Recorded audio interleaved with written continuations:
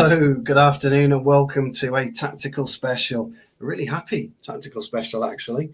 Four wins Yeah. on the backs. Yeah, I've got my old mate Abdel alongside me as well, and he's going to break down how Manchester United have changed actually over the last four games under Eric Ten Hag, and what he Yeah. noticeably saw in our approach play against Arsenal. So, Abdel, first and foremost, mate, great to see you.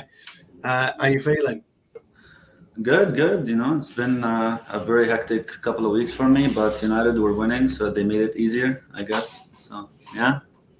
It's been absolutely brilliant, hasn't it? It's been Yeah. great to see. I mean, a lot of people are saying the old Manchester United is back. A lot of people are actually wondering what Ten Hag has had to change, and has he actually sacrificed any of his own principles to be where we are today? So I'd like actually to start off with that. We'll talk about the Arsenal game in a minute, but I really want to talk about Yeah. his principles because the first two games, he was very committed in the way that he wanted to play, very similar Yeah. to the way he played at Ajax, Utrecht, etc. I Mhm. noticed a change, and we mentioned it against Southampton, and obviously I noticed a bigger change yesterday. So just looking at, say, the very first two games to where we are, where do you think Eric has had to change his principles, really? It's mainly in the first phase. This is the most obvious change, right? So instead of building up from the back, we're going long, and we're focusing on winning second balls than anything else. We're being aggressive, which is something that Ten Hag's teams have always been known for. So the aggressiveness isn't something that's out of his style. Um, but also we focused on winning the ball back as fast as possible with counter pressing. Now, counter pressing needs very specific profiles, and this is why he took the decisions of dropping down Cristiano Ronaldo, dropping down, putting on Alanga, putting on people who can provide you the energy and the aggressiveness that you need when you lose the ball immediately. What else? He's relying on transitional play more than before. Yes, there are one or two goals in the last four games where there was a bit of possession in the goal. But if you've noticed, most of United's attacks were intentionally transitional attacks. They were Yeah, I trying do. quickly to catch out opponents to, hit them on the break or hit them in a transitional phase when they're not really in settled position in their block in front of their goal. All right. And yes, he got the tag of like, oh, we're reverted back to Ole Gunnar Solskjaer ball, right? Which, He has, hasn't he? That's yeah, been really noticeable on Twitter, particularly. yeah. It's stemming from people who are trying to prove that Ollie was not in the wrong for doing what he was doing, and people who are trying to flag Ollie as the most dumb manager that we've ever had. And it's neither nor, right? Like, it's the makeup and the composition of the team. What can you do with that makeup and composition of that team? The best thing that suits it is transitional play. So no man actually, a manager is dumb if he tries to play something that's not to the strengths of the team. You know what I mean? But you can try to evolve it little by little, and that's what Ten Hag is trying to do, right? He did revolve to a lot of elements from what Solskjaer used to do, but he's trying to add bits here and there from his own, right? And because obviously because the profiles also changed, right? We're not Yeah. playing with Ole Gunnar Solskjaer's team anymore, right? A lot of them left. Pogba left, Matic left, Mata left, James left. Um, who from all these Solskjaer's 11 is actually still there is Bruno Fernandes, Varane, if you really considered Varane Ollie's, and Rashford, and that's it.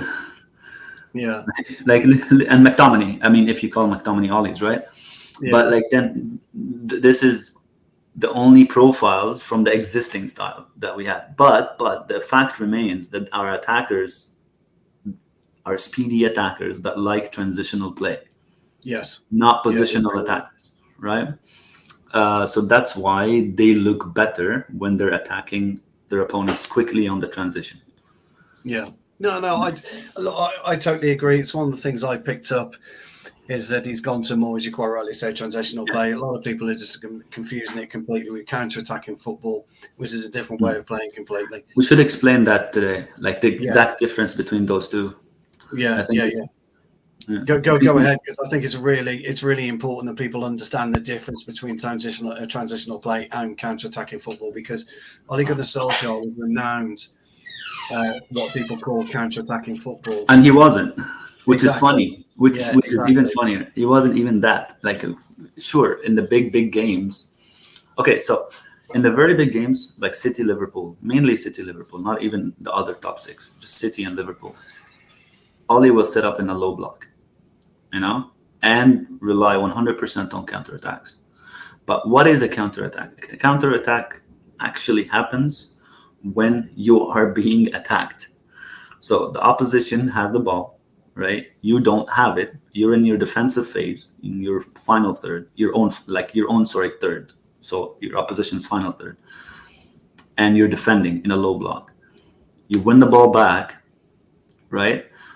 And you don't even transition because you're skipping the progression phase. You're skipping the build-up phase. You're just going from a defensive phase to automatically in the final third and creation phase, right? So, and even in the description of counterattacks, it has to be in a minimum of 3 to 5 passes. Yeah. So you didn't even make more than 5 passes to be considered a counterattack. If you made more than that, then it's not a counterattack. Then it's a build-up attack. Like you've built up an attack. Now, transitional attacks are the quick changes of phases. So you, like, most of the time you started with your own attack. So the ball was with you. So for example, remember when we won City the 2-0, they flagged the 2 goals that we scored as counterattacks. That's right. Right? And we started both of the attacks with the ball in our feet. There's no way these are considered counterattacks because they were transitional attacks. Yeah. City was pressing. We stretched the pitch as wide as possible. We started from the second goal. We started from our goal, from Henderson. We threw the ball to Shaw, and we transitioned from build-up to progression to creation so fast. This is not counter. This is just transitional. Quick, direct, transitional attack. And that's what Sir Alex Ferguson was known for, by the way. Yeah, he was. If you go back in the days. And I think Ten Hag's looked at it. I think he's looked at personnel. I want to touch on the 2 centre halves. You know my opinion on centre back play anyway. We've long agreed on that.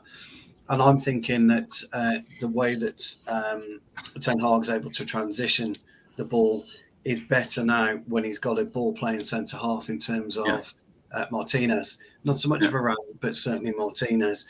Martinez is excellent at anticipation. He knows where to step in just at the right time. He knows when to release the ball at the right time. And I feel that because Gary Neville asked the question, didn't he? Exactly, he couldn't put his finger on where it's turned on its head, so to speak, in terms of where we were against Brighton and to where we are against Arsenal. And I noticed more and more that the usage of Martinez in particular to start the transitional play, and he tries more than anything to either go through Malacia or try and get it up as far as Eriksen, depending on where Eriksen is in the pitch, because he knows those are the types of players that can transition the ball. I've very rarely seen it go across to Dalot, and I've very rarely seen it go into Varane for Varane to transition the play. So I just wonder what your thoughts are on that. Like the differences between Varane and just utilising Martinez more now as opposed to when we had Maguire and Lindelof. Sorry, I didn't really explain it properly. No. I think I don't want to be harsh on him, but I think you can see it in one of those phases where Varane tried to attempt a line-breaking pass, and he gave it to Arsenal, and they quickly transitioned to an attack and almost a goal from us. Against us. I know people don't want to admit this because of what Varane's status is in the game, right? And how much trophies he's won with Real Madrid. But he is not good on the ball. He's average on the ball, right? I'm not saying he's bad. He's just average on the ball, right? But he provides a lot of things that you need other things like agility, like speed, like anticipation, like winning headers in the box. He's a good box defender, right? So you kind of like you take the good with the bad. You know what I mean? Martinez has all that plus the ability on the ball, right? But the problem is we're not really using his ability on the ball because we're not building up from the back, right? I think the first two games we had a roughly around 25% of the balls launched long. The last four games we had a roughly of around 85% of the balls launched long, right? So like unless we already had the ball, we were in their final third. Sometimes we go back and give it back to De Gea and he give it back to Varane, but we're not necessarily building up. And this is the last 15%. So other than those moments in the game, you can really say 100% of the time we go long instead of building our own attacks. So the value of Martinez on the ball is really irrelevant at the moment because we don't build up attacks. But they're both, as I said, like I think Erik ten Hag said it earlier against Liverpool. He's like, I just need the agility and the quickness at the moment because we're not building up, so we don't really need ball playing center backs, right? And we're not in low blocking either. We're in a mid block and we're trying to push an aggressive press. Yeah. Right. So we need, if our goalkeeper is not the type that we need, neither in build up and nor in pushing up a press, then we need fast center backs, both of them. We don't need their ball playing ability. We need their agility. Yeah. And this is why necessarily why Maguire is dropped is because we can't change De Gea, right? So he's our number one. So if we're going to play with De Gea, how do you build the team from that point onwards? Yeah, absolutely. Right, and from that point, you need two center backs who are fast. It doesn't matter if they're good on the ball or not. Yeah, no, I agree with that analysis really because we're not going to change De Gea. Dubravka. Get me weird. I very highly unlikely he'd take the number one off of him. I totally agree. I think it'll have to be either an injury or something catastrophic for Ten Hag to do that. So yeah, I like the way that Martinez and Varane are playing. I've long said for 12 plus months now that Varane needs a Martinez alongside him to really flourish as a centre half. He had it along, with Ramos. And I think that Martinez is the one more commanding than Varane. By the way. Yeah, absolutely. No. Even though Martinez is not the senior center back, but I think Martinez is providing Varane the Ramos figure. He is indeed. That was my Even point. though he's younger than him and less experienced, his aggression is making Varane feel like, oh, I'm playing with Ramos again. Yeah, you know what I mean. So I'm wondering really moving forward. Casemiro's not featured yet. Look, I think Casemiro should start on Sunday. I think he should start away to Palace. There'll be a comfort there for Varane as well. He's obviously well known to Casemiro. He's now got this partnership with Martinez, as we both pointed out, this Ramos-style figure. Wonder how much more Casemiro will be able to bring out of Varane, whether he can suck more of his personality and his footballing ability out of him due to past relationships they've had on the pitch. We all know that Casemiro has had the luxury of playing with the crew now, Toni Kroos and Modric, two absolute wonderful players. Yeah. Interesting to see that dynamic, actually, Casemiro, Martinez, and Varane, see how that relationship, I was going to say threesome then, I'm not going to do that. I think you already see it with Eriksen and Scott McTominay in the sense that when we're not without the ball, we're pressured a little bit, right? We're good at that. Like the central midfielders we have, they're good when they don't have a lot of space to deal with, right? And generally any player would be good when they don't have a lot of space and a lot of players to deal with. The interesting thing is when Casemiro comes in when we have large spaces to defend. So basically you're in the final phase, right? All your players are up front and there's massive spaces to cover and when to cover it. When you're being counterattacked, and I think that's the best thing that Casemiro will bring, right? Excellent. Is reducing the amount of counterattacks that we concede. Yeah. And obviously he's not gonna completely shatter it, but he's gonna reduce it down a lot. And because the counterattacks we conceded had two components to them, right? One is no proper screening from Scott and Fred back last season, but the bigger reason was the spaces between the lines. Yeah. Not being in the right position at the right time, basically, right? And even when that happened, Scott and Fred last season used to dive in to tackle Zara, and once they're past, there's no one to defend except the two center backs. And this is why we shit on the two center backs all the time. Yeah, but the thing is, they shouldn't be in the position that they're in to begin with, So, that's the funny part about it. So Casemiro will give you the guy who should be in at the place that he should be in at the right time, and he won't dive into tackles unnecessarily. Right? Absolutely. He got a tiny bit of stick, didn't he, on Twitter with his first touch, put Maguire in a problem. Look, yeah, that's why we were saying like Casemiro doesn't provide you the on-ball abilities that Frankie de Jong, for example, would have brought, right? But he's not bad though. He's not bad. It's just like one mistake. He's gonna get over that. Like, it doesn't matter. Like everyone makes a mistake. Ranabir's got a question for you. Sorry, Ranabir. I hope I pronounced that correct. It's just saying in Eric's concept around the minimum width principle. Is that stay for the short term this season, or is that just what he's utilising at present till he can get everybody up to speed with what he wants? It's a really good question, actually.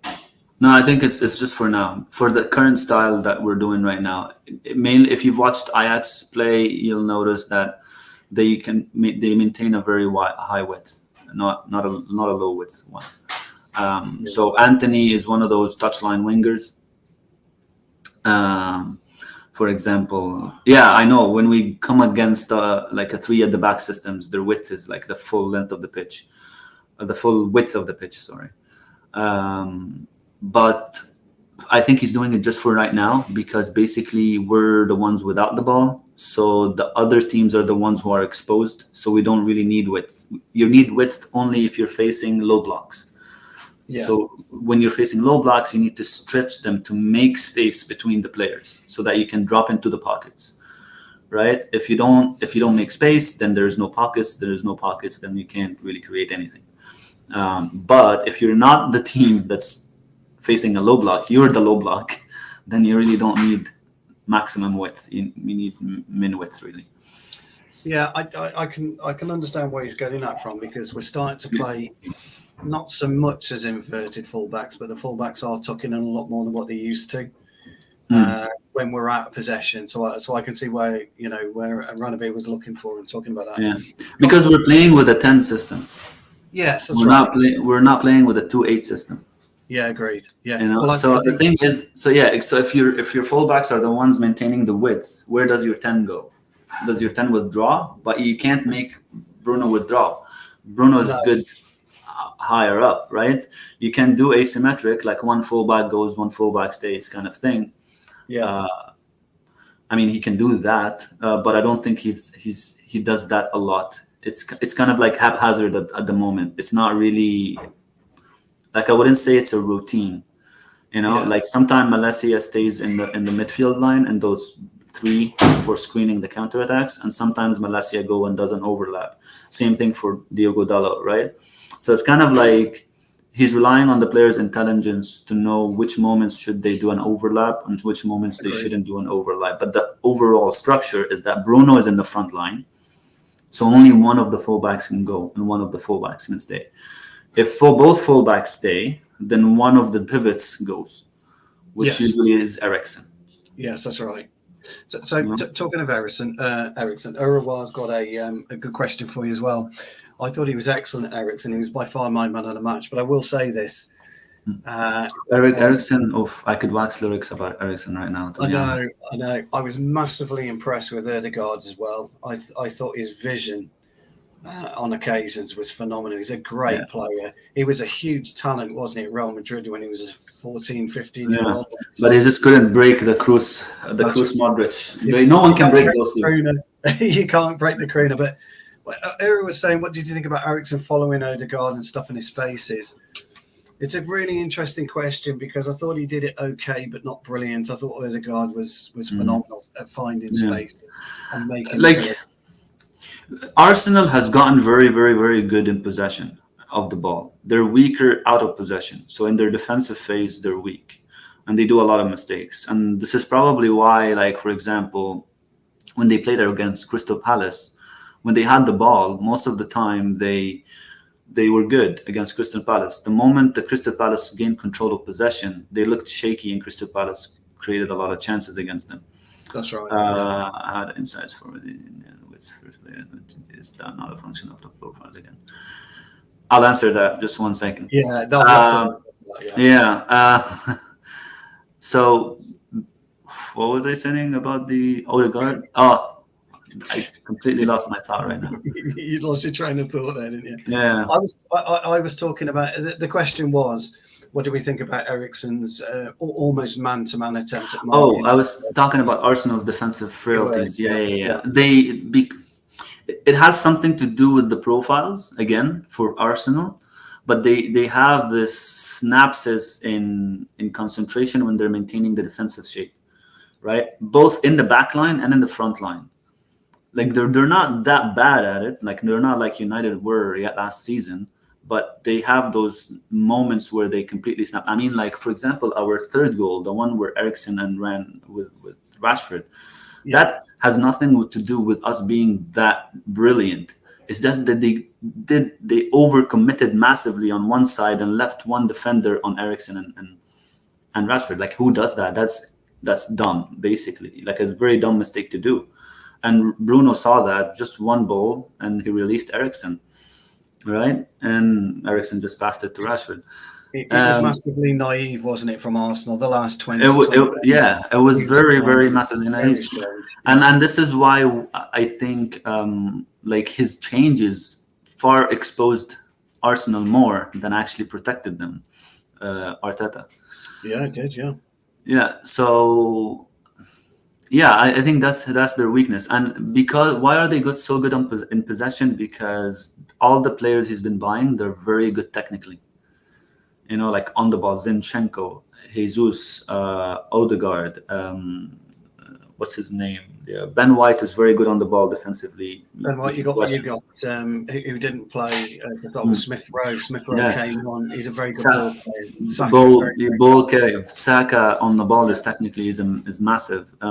So like they're all technically very good. He's basically becoming City. He's trying to make them City.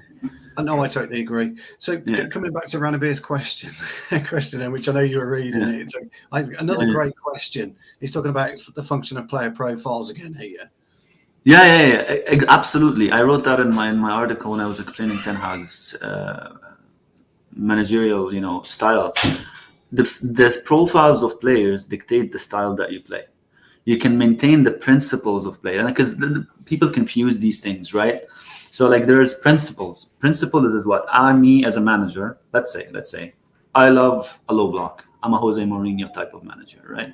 Yeah. This is my principle. I just like that. I love playing without the ball and frustrating teams, right? So I'll get players who can win all the second balls, right? They're physical, like really physical, so that they can disrupt all the technical players, and I'll get very, very, very quick attackers. Yeah. So according to these principles, I get the profiles. Now, if I come in on a team and the team only has technical players and I try to apply my principles on these players, of course, I'll look like I don't know what I'm doing because it won't add up, right? So yes, the profiles and the intelligence of players dictate how well the manager does and what style should the manager play, more than the opposite. And this is what Ten Hag realized, right? So 18-19, he had Neres and he had Ziyech, right, on the sides, and he had what's his name, Tadic in the middle. Tadic is a dropping center forward that links up play, creates. He's a creative center forward, not even actually like a center forward in the traditional line sense. Yeah. So he had to play to those strengths. So Ziyech and Neres were inverted, and they would make runs in the channels, right? in 21-22 he got Haller. He can't ask Haller to do the same things that Tadic was doing, so he moved Tadic on the side. He's creative. He's gonna do touchline things like a winger, almost like a winger. He has the ability to do it. It doesn't mean that Tadic is a winger, by the way, but he has the ability to do it. And he had Anthony. Yes, Anthony right. is a touchline winger, right? A tricky winger from the touchline who tries to cut in inside or just whips in across, right? And it's like, okay, these are the profiles that I have. I'm changing it. I'm changing the dynamics in the front line to suit those profiles. If you think about it, Abdel, we did something very similar, didn't we, when we had Martial through the middle, Rashford and Greenwood on either side of him. Martial wasn't your typical profile of a number 9. We'll talk about that later on. You know my thoughts on a number 9, and leads me into Erwa's question here about Rashford coming up against Palace this weekend. How will he play against a low block? For me, the best way that Rashford can play a low block is to move him away from the central area, take him out of the equation as a 9 and put him over to one of the wings. But then you've got the interesting conundrum of Ronaldo up top, Anthony, Sancho, and Rashford, and 3 doesn't go into 2. So, I think I know he didn't do it. I know he's playing in the middle right now because Ronaldo. I don't know what his case is, but when we come up and against a low block, I think the wings are for Sancho and Anthony. Rashford don't have the wings anymore. Oh, no, absolutely. Look, I think because he will struggle in the low block on the wing or in the center, both. One of the things he was talking about, Ten Hag, about bringing Anthony in was he was the right profile of play, and he didn't have to explain to Anthony what his position is and what his philosophy is, because he already knew what to do. Mm-hmm. I think it's been massively interesting because Palace, I don't know whether Palace, actually, Erwa, just being honest, I don't think Palace will go with a low block, not at their place. I think Palace will be quite free flowing, and I think Palace will... under Vieira, they're trying to become more a possession team than a low block. I think they'll attack us, so I think it'll be exceptionally interesting. Got another great question for you here. About Martial and his fit. I think it's a brilliant question. We've just spoken about it briefly. Yeah, I was just saying that. I said, because what Ten Hag is trying to do is eliminate from our forward line the amount of shooters there is. So yesterday, there was less shooters and more creative passers in the forward line. So Rashford naturally is a shooter. He wants to shoot on goal. I know Anthony took us, snatches at the goal from far, which he shouldn't have done. I'm pretty sure Erik Ten Hag will be telling him, what are you doing? I think it's more of like he was trying to impress on his debut and stuff like 100%, 100%. Yeah. I'd have been living with him in the dressing room. Livid. But Anthony is a creative winger as well. He's not more of a goal scorer. He's more of a creative winger who's trying to dribble his way through people and then, release a pass to his center forward.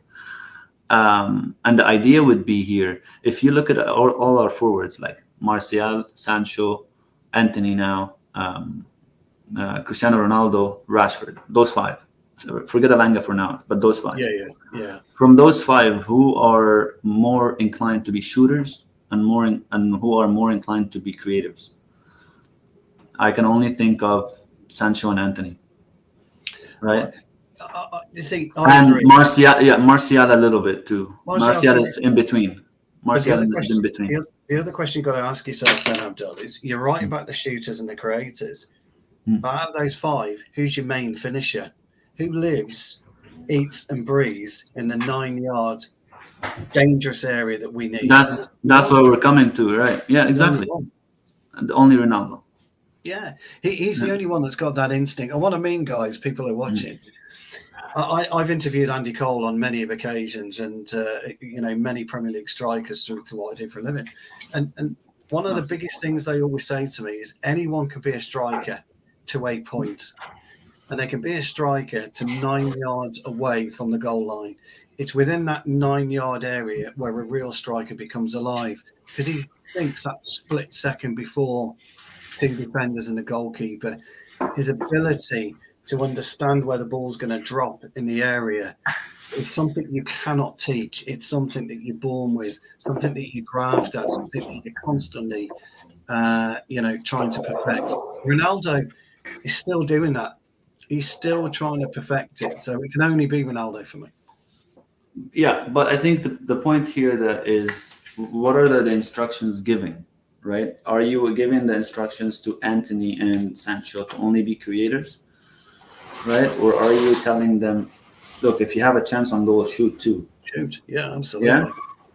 And secondly, also in a low block team, right? Are you like Sancho isn't really a crosser, right?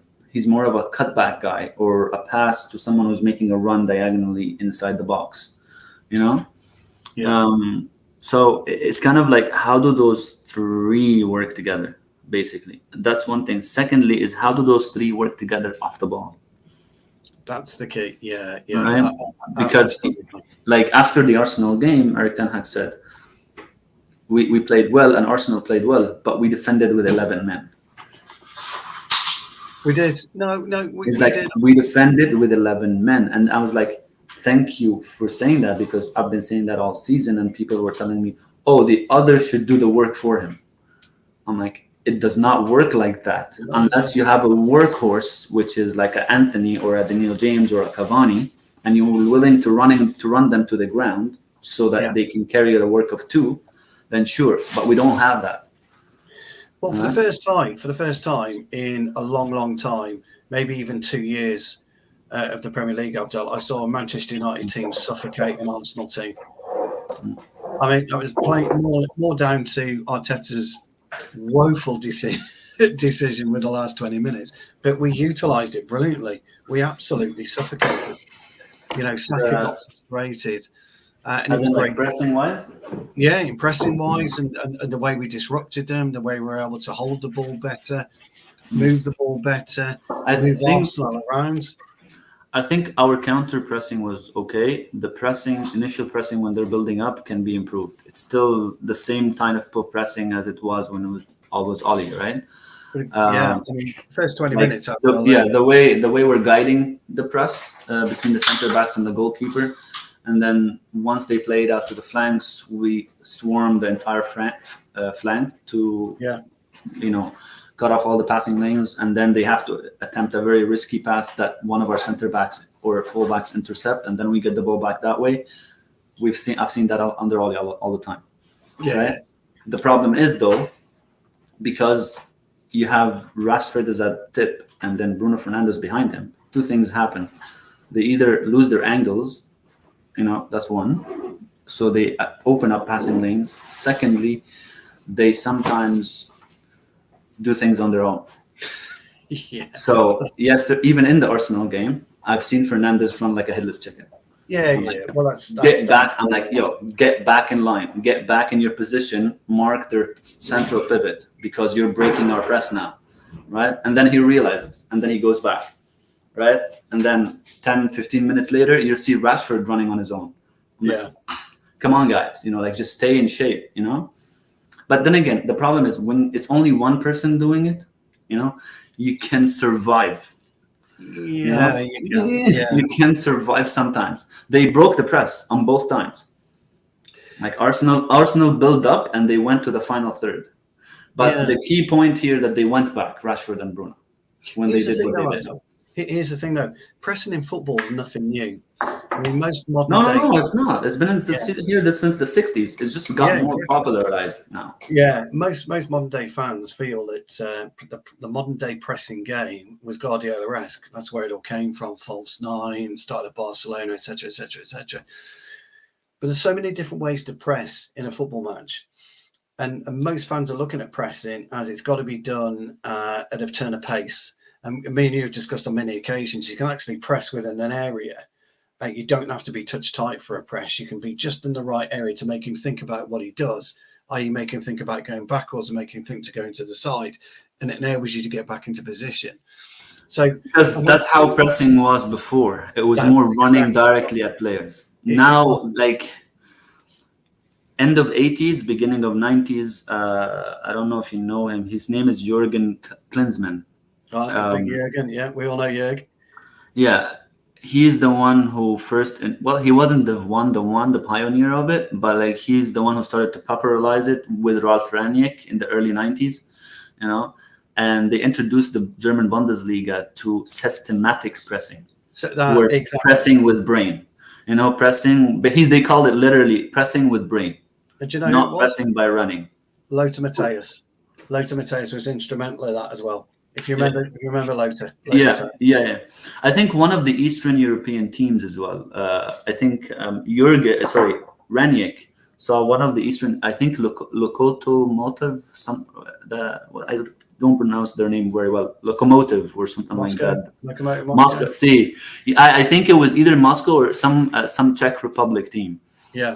Ralf Ranić saw them play in the 80s. I was like, I want my team to do this. You know, how did you do this? How did you get 11 players to be running like machines and not stopping for 90 minutes?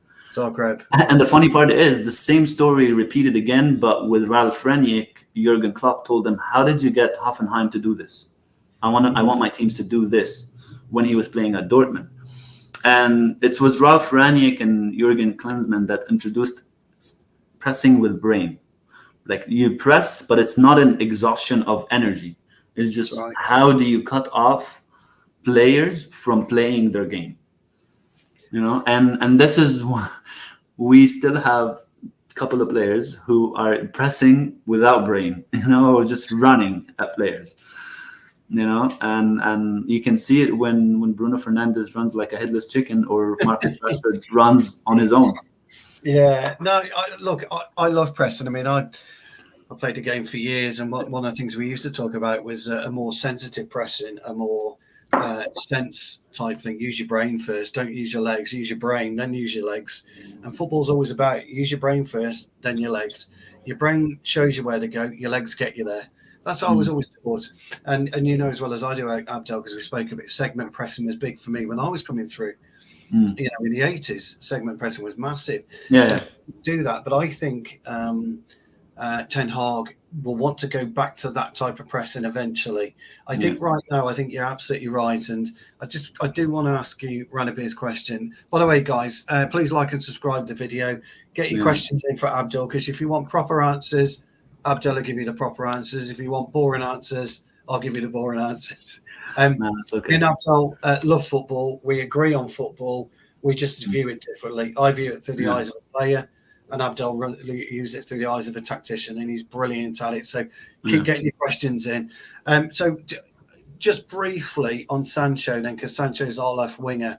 Ranabir is wondering about, you know, are we going to have a different style of profile to Anthony, for example? I don't think we do.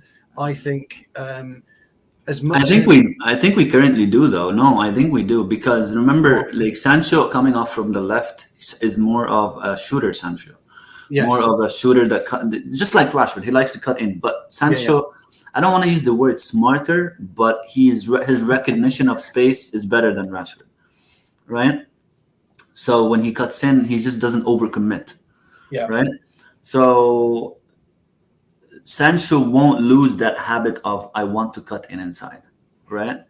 So the idea would be, if we're providing the maximum width, now we're playing against the low block, it will be either Bruno making the overlaps, underlaps for Sancho as the 10, or the center forward, depending on who the center forward is, or Malacia. And then, but then the problem is, though, if you use Malacia as the one who maintains the width for you, you have to restrict Bruno's positioning. Yeah, exactly.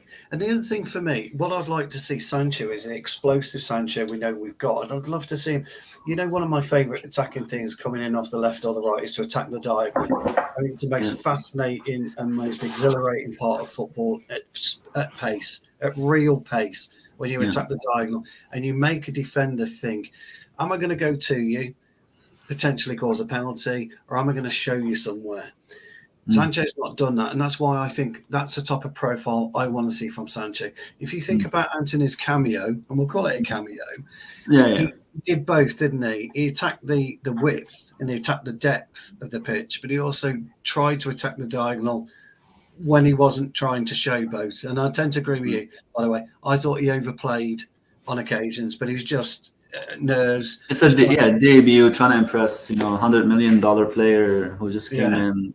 But I would love to see Sancho go back to that. And I totally agree with you, by the way. He's got the ability to do the depth and then look for the cutback to where Bruno is, or to come back on himself and whip a shot across goal. So he does have that. So interesting. Yeah, the good thing about like Sancho and Anthony, they have both things in their arsenal to do it. They do, don't they? The locker, yeah.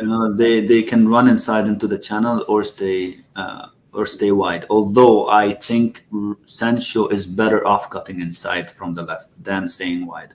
Totally agree. One thing they are going to have to get, Anthony's crossing is pretty good anyway, but they're going to have to put the balls in a bit quicker. So like Anthony is better off cutting inside, but he's very good at crossing too, and he likes the touchline because he wants to dribble. Yes, yeah, he does. So it's kind of like Rashford's case when Rashford is on the left-hand side. Rashford is not a touchline winger because he doesn't cross. He can't cross from the left-hand side on his right. But he stays on close to the line, to the touchline, and then once he receives the ball, he runs at his defender and tries to dribble through him. And Anthony does the same thing too, but he knows how to change his body orientation to cross from the right. Yeah, Rashford doesn't have that in his head. Yeah. Rashford is one trick pony in that sense, that he just wants to dribble and cutting inside and try to shoot. It's something that people don't necessarily understand, isn't it, about body orientation, body position, and a body posture. How you receive the ball, which enables you then to you've either got to be static with it and then i.e. collect it and then run with it, or you can position your body to take it in your stride and run with it, or an ability to be able to position yourself rapidly, split seconds, to get the cross in. And Sancho has that, and so does Anthony. I did notice that. That's great. Earl was talking about Sunday's game again, and he's made some interesting observations about where you could use Rashford and Martial, Anthony and Sancho. He's advocating Ronnie, Sancho and Anthony for Sunday, which is what I would be doing. But just your thoughts really on, I think he makes a good point about utilising Rashford against some teams and not others. I think I said something similar. Like, if you understand Rashford's profile, you won't play him against low blocks, unfortunately, unless you actually have to cater the entire front line for him. Yeah. So if you want Rashford to be playing against your Fulhams, your Burnleys, your very low block and annoying type of teams, then you have to cater the center forward and the other wide forward for Rashford. They have to be space creators. This is how Rashford got a lot of his goals in the 1920, because Daniel James and Martial were creating the space for him against low blocks. And also Greenwood, when he came in, Greenwood was attracting a lot of defenders, and Martial was dropping and making the space. So Rashford had enough space to score for himself. And also, I don't want to undermine his dribbling ability. He's good as a good dribbler. But if you really take a step back and look at the reality of the situation, you wouldn't play Rashford against a low block, because you don't want so much catering just for one player. It's the same idea we're saying about Ronaldo. You don't want to cater so much for just one player, right? Yes, you have to cover their weaknesses and their strength, but you can't just cater for one, And yes, against a low block team, I would prefer Anthony, Sancho, and Martial. If Martial is unfit, then Ronaldo, but you will have to change the strategy a little bit on how you attack, because it's Ronaldo, not Martial. Yeah. But yeah, I think that would work. The problem is, though, well, if against a low block team, they wouldn't be building up from the back, is the assumption. No, right? that's right. So Yeah, you don't that's right. need to press them that much. So I guess Ronaldo would still work. I think there's going to be. I think we'll see a different Palace. I think we'll see a more free-flowing Palace. I think Palace all think they can get some of that in the game. He's been really, really good, Vieira, about changing the philosophy Yeah, of the Palace play. What they are missing is Conor Gallagher massively. He's a big miss to them. He's he was a good carrier of the ball. fabulous. Ranabir was just talking about pressing again, and he was talking about, and he's right. We did do a man-to-man pressing system in pre-season. Yeah. Do we envision a hybrid approach? I think that's what we were talking about, really, weren't we? We were talking about a Isn't that the comment that what's his name Klopp threw at us? He's like, club oh, they through us. man to man press, and then Eric Ten Hag was like, we didn't do man to man pressing. Yeah, yeah. I That's don't I pretty. don't I don't recall us doing a man to man exactly.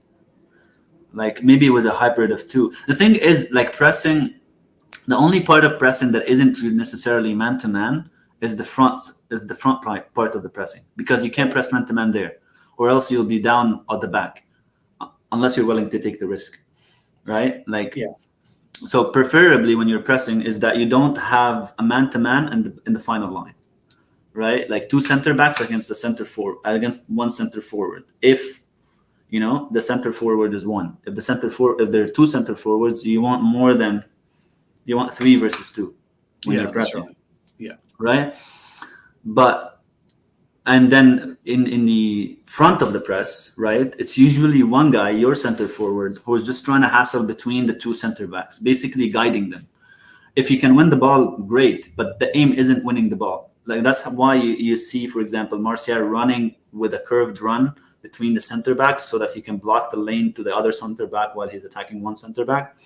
And this is also why they involved goalkeepers in build-ups, right? So to provide that one extra man against that center forward who's running between the two center backs. So they basically tripled the amount of effort that a center forward would need to cut off the lanes, right? So once you have the goalkeeper in the middle and two center backs stretching wide, now the center forward who's one, right?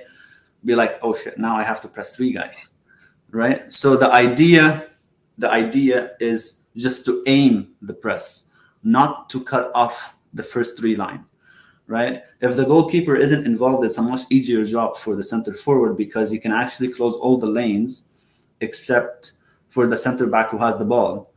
And if the goalkeeper is not involved, you know that the center backs won't go back to the goalkeeper. So you run straight at him while blocking the other center back, right? But you see where the front line is, it's a 2v1 from you if you're the one who's pressing.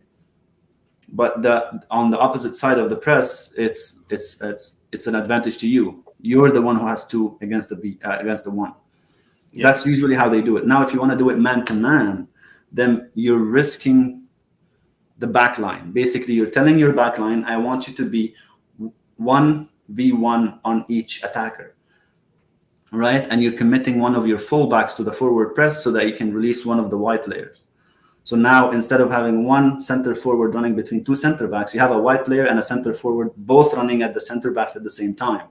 So even if they involve the goalkeeper, right, the goalkeeper will look at himself and be like, I'm the only one who's free, so I'm going to ping the ball high. And then you rely on that your back line to win the ball with headers, to win the first ball, and then you rely on your midfield to win the second ball, right? And that's the whole idea. But now you're running the risk of, hey, I'm running 1v1 with my attackers here. So if my defenders miss a challenge, they're in right away. Yeah, that's right. And that's the beauty of long balls sometimes, like that they can just completely skip all the phases and all the press and just rely on the defenders of the opposition to miss their headers, and you're free, you're in. Yeah. So yeah, like I don't think we did man to man per se. We were man to man for most of it, except that generally pressing is man to man, except for the front part of the press. I don't think we were man to man in the front part of the press. That's what I was going to say. No, I totally agree, Ranabir. I hope that answers your question. We've got about 10 minutes to go, guys. So any more questions for Abdel, get them in, and you'll get a quality answer. I suppose moving on, is kind of going to intrigue me more now, Abdel, is what Ten Hag would have learnt from Arsenal moving forward, and what you learnt about Manchester United from Arsenal as well. Because for me, I took a bit of grit and I took a bit of determination out of the game, which we've not seen for a long, long time from certainly some of the For players. sure. I certainly think Malacia has been instrumental in that type of performance. I certainly think that Martinez is added to it, but I'm loving more than anything the guile and the calmness that Eriksen has brought to the team. I think it's been fabulous. Like, I think I remember when we started this, I was like, Ericsson isn't really the deep lying midfielder that does defensive duties. But honestly, I stand corrected. I'm wrong. I'm only saying it, yeah. Yeah, he's done more than I imagined he would do off the ball, specifically off the ball. Yeah. Because he's a 10. We all know Ericsson. We followed his career at Tottenham. We've watched him how he played there. He's a playmaker. He's a 10. And he never used to do the defending work. But with us, in that deeper role, he's acting like a deep lying midfielder. Like he's not a carrier of the ball by any stretch. Like you don't see Ericsson getting the ball and carrying and running with it. No. But when we are not having the ball, he's filling all the gaps. He's covering all his teammates. He's in the box trying to block off things. You know what I mean? And at the same time, the moment he receives the ball, his mind changes so quickly to attacking phase that he sees a pass in an instant and just releases the pass. Yeah, that's what I like about him. Yeah, like I think only one time or two times in the match against Arsenal that his long ball didn't come off, but the thought and the fact that he saw Anthony on the other side of the pitch and attempted such a ball was like, I'm impressed with the way he took to his new role. Like he really impressed me there, and I get the comparisons that people are trying to dig at Pogba because of him. Yeah. They take a dig at Pogba because of him. But hey, listen, some players adapt, some players don't. At the end of the day, we weren't using Pogba to his strength. He didn't want to adapt to that deeper role. But I mean, you can't fault him. He's like, it's like asking a center forward to be a white player, right? I'm like, I'm a center forward. I don't want to be a white player. It's his right to do it. It's also our right to say, well, you're not working for us, kind of thing, right? So I'm glad we got Ericsson. Like he's amazing. Like the way so far, and I hope he stays fit and healthy. He's been an instrumental signing for us. I think he's been absolutely brilliant. Well, just to kind of finish it off, really. Now, I don't want to touch on Palace too much because the lads will be talking about Palace tomorrow night. But just thinking ahead, would you make any changes from a tactical point of view, from a personnel point of view? It's going to be a tough away game, isn't it? So what would you do? Yeah. Sorry, can you repeat that again? You told me, like, what did you? That's the only part. I was just saying the lads will really talk about Palace and yeah, we didn't want to talk it. So, and I don't want to talk about. Yeah, I don't want to talk about Palace too much, but would you make any changes up the next couple of games? How would you freshen it up, really? I would rest some of the players that have played the last 4 games. They need to. They expended a lot of energy and a lot of, especially someone like Ericsson. Like he definitely needs a rest. I think Casemiro needs to come in. Not that I'm saying drop Scott, because I know people think that he's been doing amazing, but he did okay, didn't he?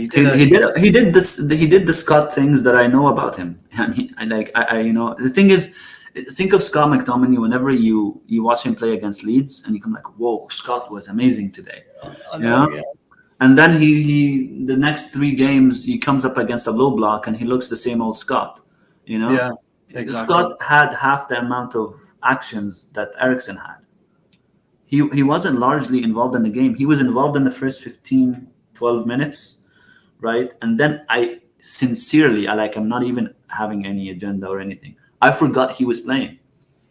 Yes. I forgot he was playing until the last 70th, something like that, where he did a good turn. He took the ball and did a good turn, and then there was another. At the very end, there was a tackle on Martinelli, where Martinelli got in and he followed him and he did the last ditch tackle. And of course, people will see that. Of course, people will assume that he had an amazing game when you see that. Absolutely. But he is largely absent, and that's what Scott is. That's the problem that we have with Scott is he's absent in the game. You can't have a midfielder who ends up with only 25 passes.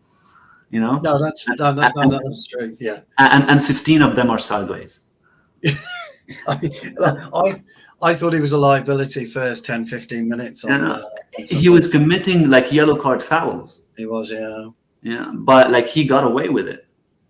I get we love the aggression and the hard tackles and yes, get stuck in there. But if the referee was a bit harsh with Scott could have been sent off in the first 15 minutes. Oh, 100%. He did kind of settle down after that, and he did almost kind of himself. Yeah, he settled down to a point where he disappeared. But again, I'll always give him that. When we are in a low block, he knows how to fill in spaces. He does. No, I'll give you. When we're not in a low block, we're in the team dominating, and there's spaces, and the space required very high intelligence where to be exactly. He's not good there. No. I agree with that. And Luke Keenan was talking about Casemiro against the low block. Will that be a waste if we just put him up against low blocks? Luke, on that one, time's going to tell. Casemiro is going to have to get time used to the Premier League. He's going to have to get used to the way that Eric Ten Hag wants to set up. So it'll be interesting to see. Ranabir, I've put your comment on the screen about Dubravka. Is it fair to say that the goalkeeping principles learned 5 years ago can be revived upon change of the team profile? Basically, I'm wondering, Abdel, perhaps if we touch on that next time, we'll get our goalkeeping specialist in and have a bit of a chinwag with him. Unless you want to take it out. No, I was just gonna say that forget the ball playing ability. Dubravka, as he is right now, is better than DeGea in the box. Oh God, claims, crosses, what's it called? Sweeping, all that he still does to this day. His ability on the ball, yes, he hasn't been using his feet ever since he came into Newcastle, or maybe the first season of Newcastle he used it a little bit, but after that he hasn't, with Steve Bruce, and after that as well. But we'll discuss that later. I don't know. I was going to say, Ranabir, we have a tactical goalkeeping specialist that we have on the show from time to time. So I think it's something we'll touch on over the next week or two. So stay tuned, Ranabir, if you can, to our tactical specialist. Abdel, we've done an hour, mate, believe it or not, and it's as usual, it's flown by, hasn't it? Definitely. Again. Guys, thank you ever so much for your comments. Please like and subscribe. Hit the bell for notifications. We've got a show tomorrow evening, which will be a preview of the Europa League match.